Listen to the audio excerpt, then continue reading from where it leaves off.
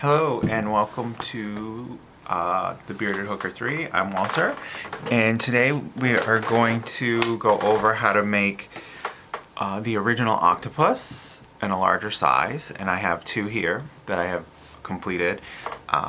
Cake and I apologize for saying your name wrong. Marginally Riviera had asked to see if there was a way to make the octopus pattern larger, and what would that be. So you saw the original video of the first octopus, which is about palm size here. So I did two separate ones, and we're going to start with the gray and blue octopus first. And this octopus is done exactly the same way as the original octopus. The only exception is I used an N hook, which is 9mm, and I used 3 strands of worsted weight yarn to create it. So as you can see, it made it substantially larger, and I followed the pattern exactly how it is, except for the fact that I used 3 strands of yarn to create it. And if I hold up the leg a little closer, I think you can see how the individual strands are there.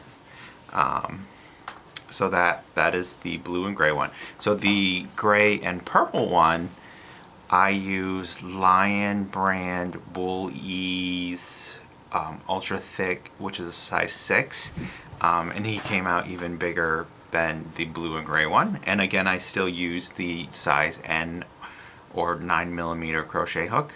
And I did make a couple of adjustments for this one. So for this one, the head itself was made the same exact way. The difference here is I did do a larger mantle and longer legs. But that's the only difference. And I will write the updated pattern will be in the description, and it will cover both the original, and then I'll also have the updated mantle and the updated legs as well, so that you can make the larger version. So that's the easiest way, is to use thicker yarn and follow the same pattern, and it gives you that same effect. I like them both. I like the idea that you can get a yarn that has speckling in it like this, and you can make this, really nice thick plush octopus using the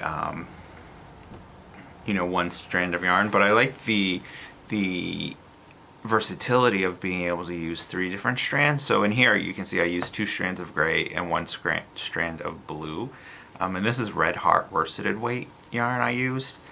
It's just some scrap I had lying around, but you could just imagine the different color variations, that if you wanted to do a rainbow octopus, you could start with red, orange, and yellow, and then slowly fade the colors so that you go through the rainbow through the entire body, ending with purple tips on the end of the feet.